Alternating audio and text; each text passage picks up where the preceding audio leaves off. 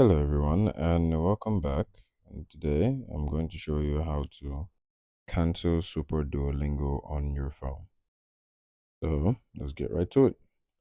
So you first of all head on over to your settings on your iPhone and you click on your profile. And just give that a second to load. Then you click on subscriptions. Give that a few seconds to load up. And then it takes you to the subscriptions page where you'd see the option Super Duolingo. And when you click on it, it would show you cancel free trial or cancel subscription. Let me put an example of how it would look like.